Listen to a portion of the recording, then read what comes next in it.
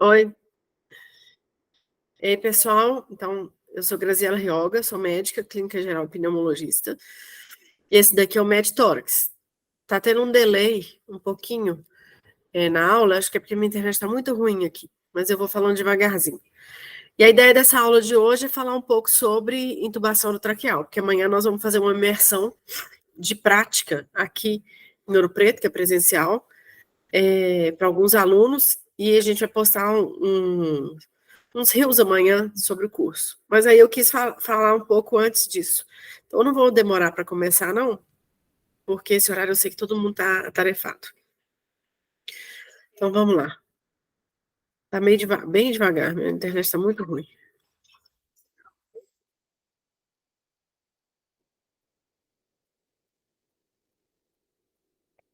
E aí é o seguinte, o que eu vou mostrar aqui agora é uma aula que eu já dei para uma liga de, acho que é anatomatologia clínica, da UFOP. Eu moro em Ouro Preto e aqui na Universidade Federal de Ouro Preto a gente tem o curso de medicina da UFOP. Se meu som estiver baixo, alguma coisa assim, vocês me dão um toque aqui, pode escrever lá no chat, tá bom? E a minha voz está muito ruim por causa do... tô gripada. Mas vamos lá. Bom, eu até coloquei essa foto aí numa das chamadas do MedTorax lá para esse curso e pedi às pessoas para me falarem o que elas estavam vendo de errado nisso, sabe? E aí, quase todo mundo, assim, unanimamente, até quem não era da saúde falou das duas pessoas sem luvas, né? Mas o mais grave é o cara que está entubar sem luva.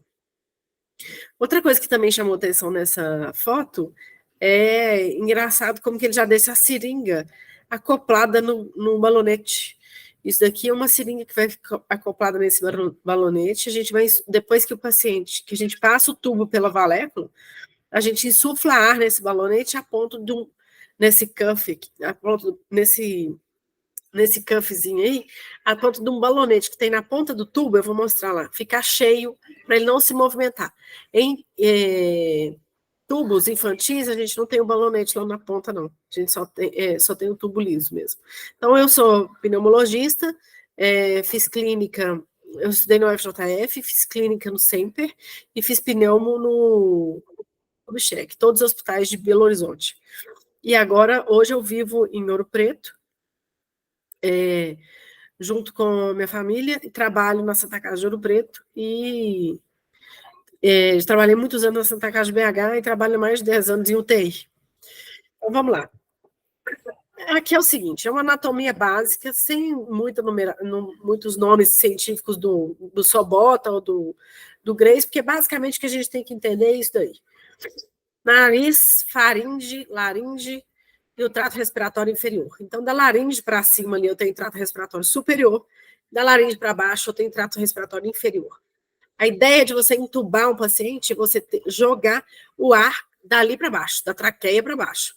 Então, o tubo tem que passar aqui na laringe. A faringe fica lá para trás, o esôfago aqui atrás. O tubo tem que entrar aqui na laringe e depois traqueia. É essa a maior dificuldade nossa, ele fazer esse curvamento aqui, essa curvatura.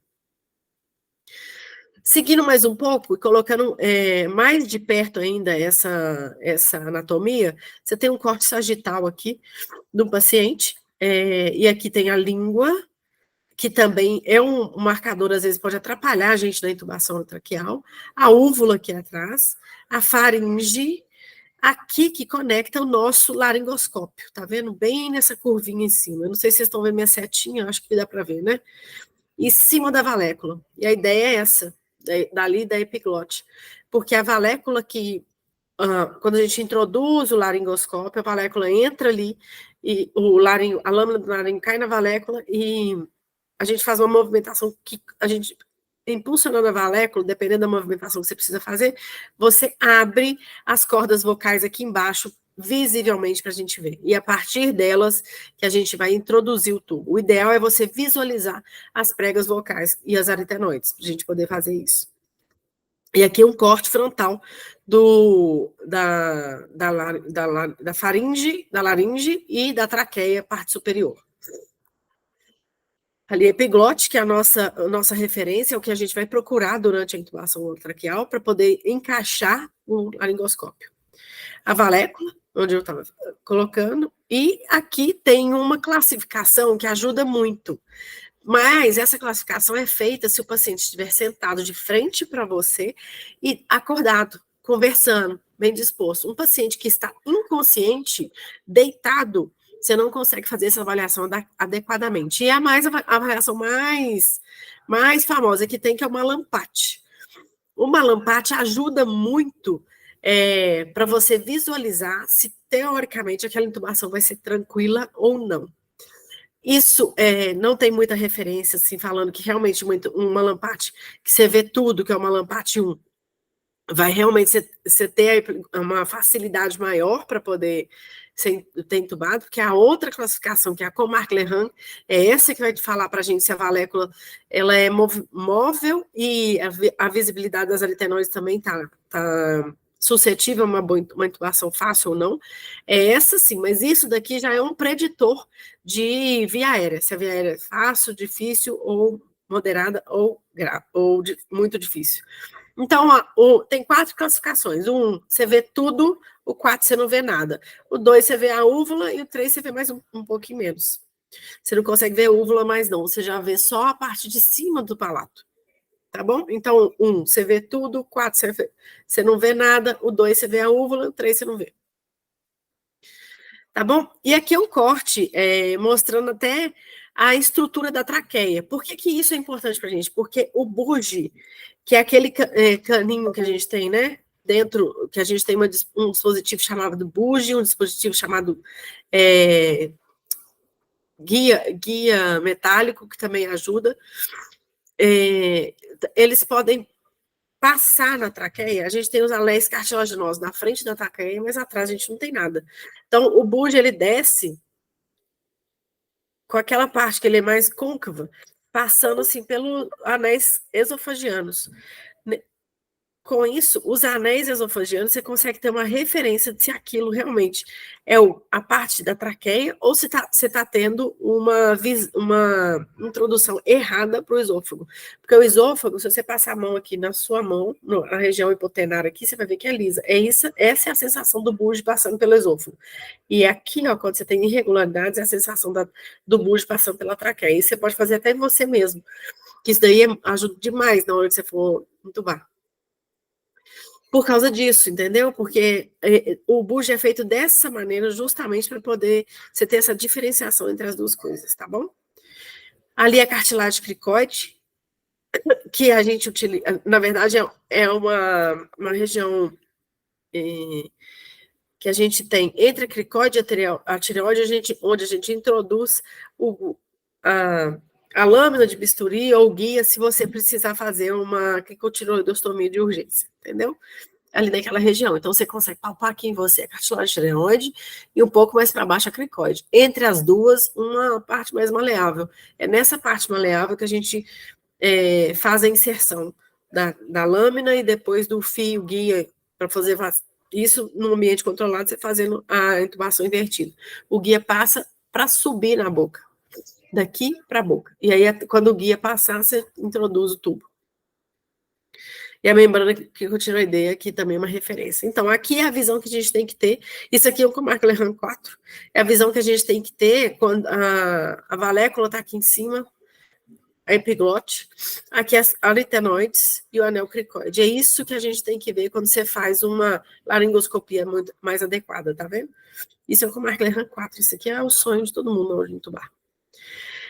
Aqui está mostrando de novo a anatomia, então eu tenho epiglote aqui em cima, as cordas vocais e as aritenoides são essas duas aqui do lado, e o esôfago aqui atrás. Tá vendo como é que a diferença é muito pequena? Então você pode mesmo passar para o esôfago, o tubo no esôfago inadvertidamente, se você não estiver visualizando diretamente o que você está fazendo.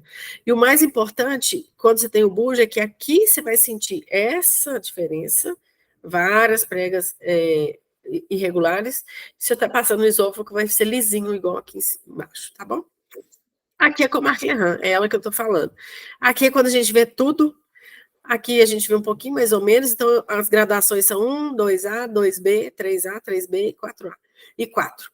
Aqui, a partir do 2B, já é indicado de usar o BUG. Na verdade, a indicação do BUG é indicado nos guidelines, é indicado desde o início, em qualquer Comark-Lehan que você fizer. Mas se você fez uma laringoscopia inicial, já viu o Comark-Lehan 1 ou 2A, você já pode entubar sem ele. Você visualizou, ou você tá vendo, tem preditor de uma intubação mais difícil, você já vai com o BUG mesmo antes de fazer. Até a laringoscopia você já pode fazer isso. Aqui é a via aérea, que estou mostrando um pouquinho por onde que o tubo passa. O ideal é que ele fique na traqueia, pelo menos 2 a 3 centímetros acima da carina. A gente vê que o brônquio direito é mais retificado, então, muitas vezes a gente tem quando a gente faz uma intubação seletiva, a maior parte das vezes vai crescer para o brônquio direito, mas isso não quer dizer que o esquerdo também não possa ser intubado. Por isso que a importância de você auscultar o paciente e fazer um raio-x de tórax depois que você termina o procedimento. A ausculta do paciente deve ser inicialmente estômago, bases, médio e ápices pulmonares. Por que isso? Para você não se confundir com os sons que você ouviu aqui em cima, chegando aqui embaixo. Então, o ideal é de baixo para cima, tá bom? É caudal para cranial. Nesse caso aqui, e você tem que ouvir bilateralmente quase o mesmo volume. À esquerda, a gente ouve um pouquinho mais baixo, mas é muito pouco mesmo, nas áreas onde o coração está mais evidente. Fora isso, não. A ausculta tem que ser praticamente igual, tá bom? Bom, aqui repetindo isso, por quê? Porque a gente tem a inervação dessa região. Então, até mais ou menos a parte superior da mandíbula ali, eu tenho o trigêmeo, que é a nasofaringe superior. A orofaringe, eu tenho a inervação com o glossofaríngeo. E daqui para baixo eu tenho o vago. Por que é importante você saber isso? Porque o vago também é um dos principais nervos do reflexo de vômito. Então, por isso, a importância da preocupação com algumas medicações que evitam o vômito e a tosse, e também de algumas manobras que você pode fazer durante a laringoscopia para poder evitar isso, tá bom? Então, trigêmeo, aqui o roxinho, o glossofaríngeo amarelo e o vago aqui para baixo já. E olha só, então eu vou passar primeiro pelo trigêmeo, depois pelo glossofaríngeo e aqui o nervo vago. Então, a parte inferior do tubo é toda inervada pelo nervo vago, tá bom? Bom, e aqui, a membrana, mostrando de novo a membrana cricotiroideia, tá vendo? Olha, o 6 é a membrana tireoidiana, o 7 é a membrana cricoide. E olha que fino é essa maleabilidade que a gente tem aqui, esse tecido mais maleável que a gente tem entre 6 e 7. É aqui que, se você precisar fazer uma intubação retrógrada, você vai fazer um acesso, né, com uma lâmina de bisturi ou com o que você tiver lá na hora. Eu já vi gente fazendo até com caneta Bic, você tira a carga da caneta e faz uma pressão e bate por cima dela. Já vi relatos, não vi ninguém fazer isso, não. E aí você introduz até aqui um pouquinho, você não precisa introduzir muito, não, você já viu que você cai na traqueia. O fio guia o fio guia, ele geralmente é metálico. Em alguns lugares, antes a gente até usava ele. Depois que a gente, dependendo da situação, você tem que usar até fio de acesso central, a fio guia do acesso central, aquele metálico mais fino. Mas hoje a gente ainda tem o buge também, que às vezes você consegue passar por esse orifício que você cria, ele vai subir 5, 4, 3, 2 e sair lá em cima da língua, na boca. E aí o guia saindo lá em cima da boca, você deixa laringoscopado, porque você tem uma firmeza maior pela boca do paciente e passa o tubo por essa região toda, até chegar mais ou menos aqui no 5. Quando você percebe que está batendo nessa parede aqui, que você consegue perceber o tubo batendo nessa parede, você retira o guia que está introduzido aqui na membrana tireoidiana e consegue deslizar o tubo mais para baixo aqui na traqueia, em direção ao 8, tá bom? É isso que a gente faz. Ali só reforçando a epiglote. E aqui é o seguinte, posicionamento, isso é muito importante. Tá vendo os 3 dedos aqui da figura A, 3 na figura B e 2 na C. Então, é uma regrinha que a gente tem de 3, 3, 2. Incisivos, da direção do mento até a membrana tireoidiana e da distância entre a membrana tireoidiana até a membrana cricoide. Tem que ser 3, 3, 2. Para ser um preditor de via aérea fácil. Isso não quer dizer que será. É igual, vou reforçar, o Comark-Lehand é o mais importante. Aqui, posicionamento da cabeça. Quanto mais hiperestendida o pescoço, melhor é o seu grau de visualização da epiglote, quando você faz a introdução do tubo. Aqui, ó, na verdade, a hiperextensão ela acaba criando um ângulo de 90 graus entre a narina e a traqueia aqui, entre essa região aqui da língua e a traqueia, você faz 40 graus. Se você tem uma posição de cheirador, então a hiperextensão não é a ideal. O ideal é fazer uma posição de cheirador. Tentar chegar o nariz mais próximo possível do externo. Isso aqui, vou voltar aqui um pouquinho. Mais próximo do externo. Por quê? Porque aqui eu faço esse ângulo aqui, ó, tá vendo? Um ângulo de mais de 130 graus. Quando eu introduzo o laringoscópio por um ângulo assim, eu tenho uma visualização melhor da minha via aérea lá embaixo. Então, meu Comark-Lehand, nessa posição aqui, pode ficar do 3 para baixo. Aqui eu posso ficar do 3A para cima. E é muito pior. E aí a gente fala posição do cheirador. Outra coisa que você pode olhar, além de tentar chegar o mento perto do externo ou o nariz perto do externo, né, que seria a posição do cheirador, é a distância que tem entre a orelha e o externo, fazendo... Você pega uma caneta e olha isso. A distância entre a orelha e o externo tá boa. Aqui você pode até fazer um preditor se o paciente tem uma extensibilidade adequada do pulmão, do pescoço. Por quê?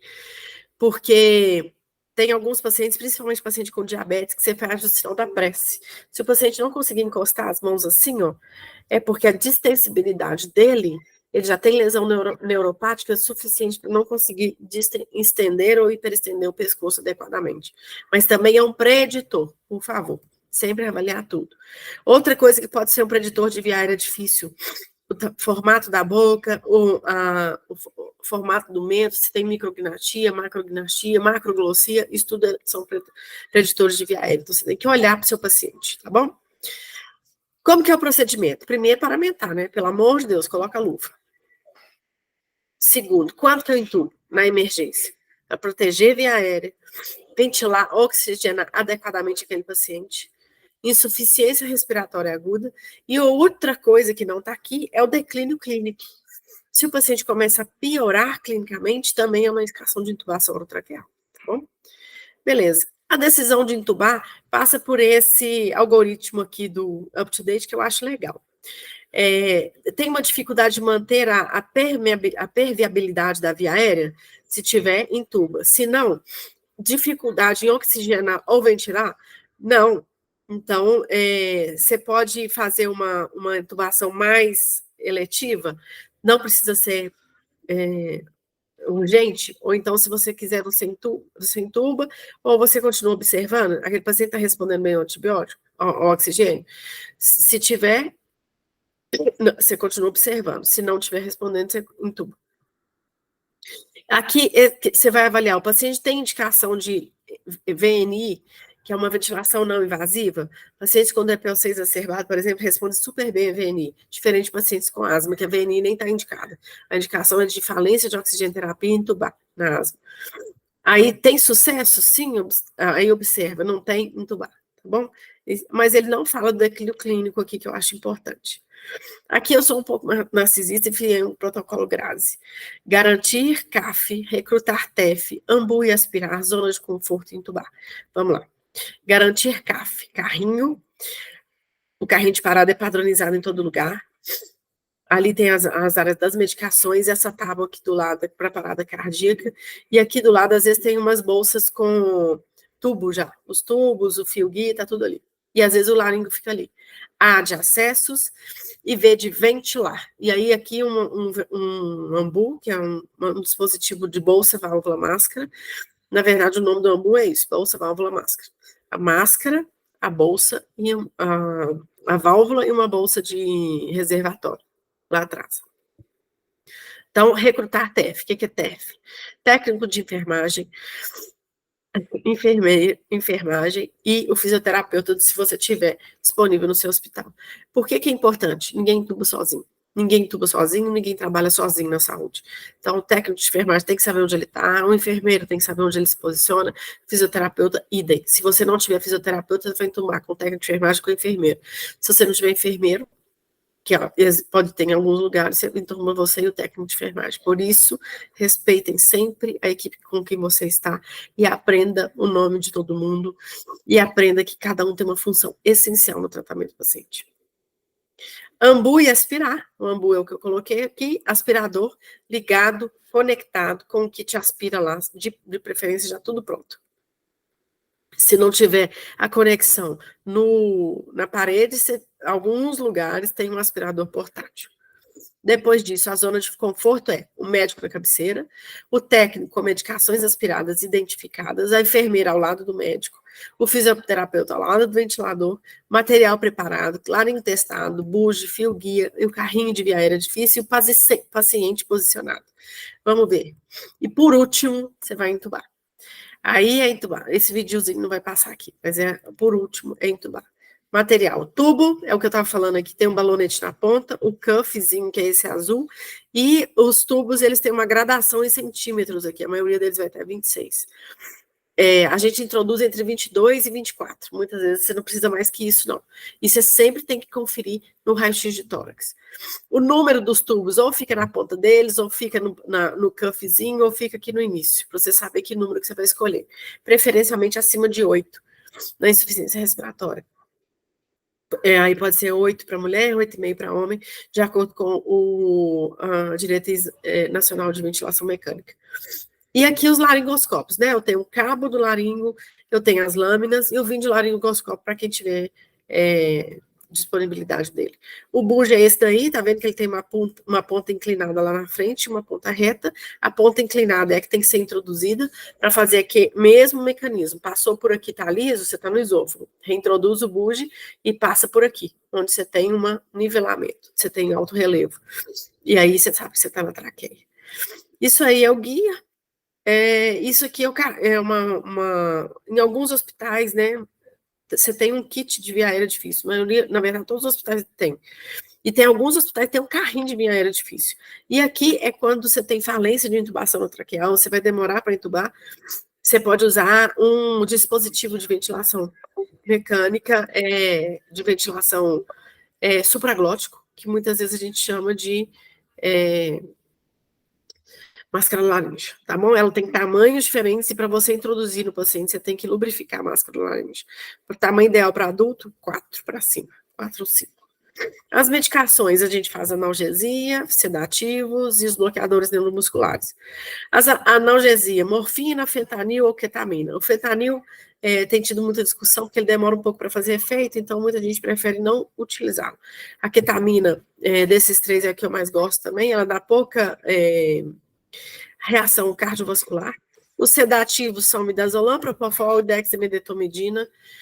A gente usa mais midazolam, porque o propofol, o frasco é muito grande, caro para você abrir. A dexmedetomidina quase nunca vi ter assim no carrinho. Geralmente quem tem é o anestesista.